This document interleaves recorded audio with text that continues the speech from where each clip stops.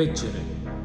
I mean, really, fucking picture it. The night before a big trip, pure adrenaline is coursing through your veins as you hastily pack way too many clothes in your worn down suitcase and lock all your cupboards even though they have a combined net worth of 5 rupees. Tomorrow you get to leave all your troubles and worries behind. You get a chance to step out of the mind numbing, stress inducing clusterfuck of sorrow that is your life. You get to travel to a new world. A world which is yet to be discovered. A world with endless possibilities.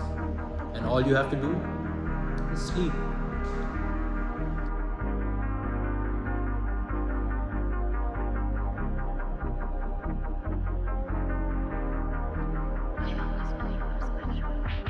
Bam! It's 5 a.m. and you're already at the airport, even though your flight is at 3 p.m. because your parents suffer from crippling Indian airport anxiety disorder. Yeah, I know, traveling is good. That's not a hot take. But have we ever really thought about what makes a good trip? I'm not talking about that kind of trip. Calm down. Growing up as a spoiled rich kid, I think I never truly appreciated all the magical places my father's credit card could take me. I mean, here we were going to fucking magical places like LA, Paris, Switzerland, and all I was concerned about was how good the hotel rooms were and how much McDonald's was going to be on the trip.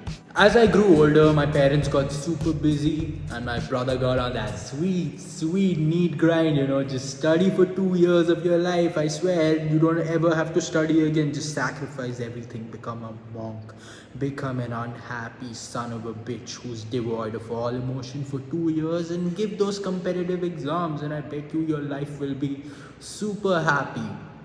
Yeah, went off on a bit of a tangent there. However, getting back on course. So yeah, my parents got super busy, my brother got super busy, and the trips, they just kind of stopped. They stopped for years. And all that traveling became remnants of a fictitious past. Finally, after years of spending my summer vacations at my grandma's place, becoming fatter than Paddy Pimblett 48 hours after a fight, my parents told me we were going on a trip. I was elated. We were going to Phuket, an exotic Thai island where that one James Bond movie was shot. Count 14-year-old Navid the fucking 14-year-old Navid was expecting fancy ass resorts and virgin pina coladas by the beach like the fat fuck that he is. And boy, was I bummed out when we got there. I was picturing the Bahamas and I got like a slightly cleaner India. I actually physically threw a tantrum because we were staying at a 4-star and not a resort. And I know a lot of you want to give a 14-year-old now with a fucking atomic wedgie right now. So do I. But cut me some slack, man, because that night, everything was about to change. I am having a terrible hair day right now. I guess that's every day. My first night there, I went on this walk with my brother. And that's when everything changed. Phuket was alive, man. The streets were filled to the brim with pubs and stalls that sold everything from crepes to condoms. Pedestrians that were clearly high off their mind. Thai massage places trying to fucking entice customers. And strip clubs everywhere that 14-year-old Navid was way too intrigued at. It was utter chaos and I loved every second of it. I feel like the general problem is that most of us go on these trips as tourists, when really we should be going into them as explorers, man. Why spend your days on some tour bus listening to some guy who sounds more bored than someone who works at the DMV? Walk the streets, man. Eat a new food. Feel the weather.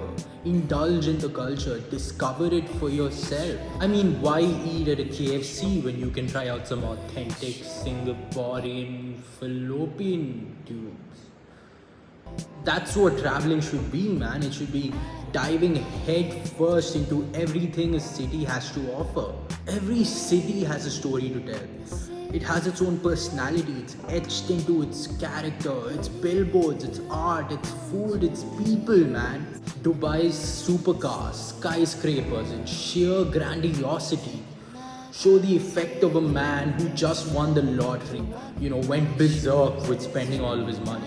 Hiroshima's war monuments advanced, technologically advanced city, and decent people show a modern city that's reborn and thriving, but still in mourning for a tragedy that it will never truly recover from.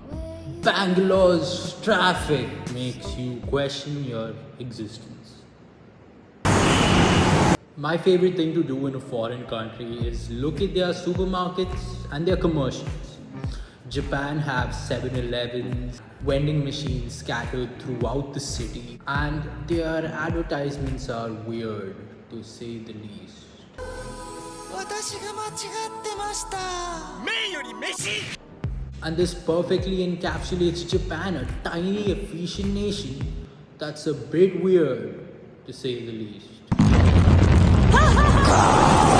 授業続けませんか飲まなきゃ America, on the other hand, have supermarkets with jumbo portion sizes and just about all the junk food in the world. Their commercials, they look like they were picked straight out of Pornhub. This perfectly reflects America's obsession with excess and good old capitalism. Sidebar, do not explore the UK. How can the weather be so fucking terrible? It's rainy 90% of the time, and the 10% of the time that it's not rainy, it's sunny. And this sun is the weirdest sun I've ever experienced in my life. It pierces through my skin. What is wrong with you, UK?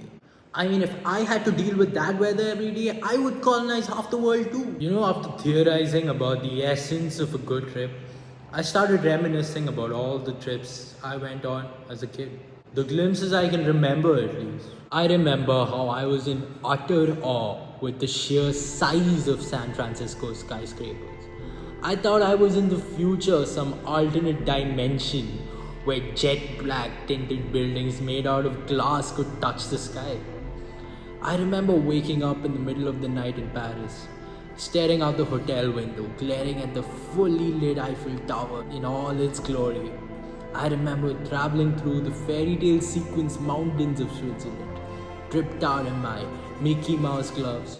Represent. It all feels like a dream, like an unfinished painting from an artist who was only appreciated posthumously.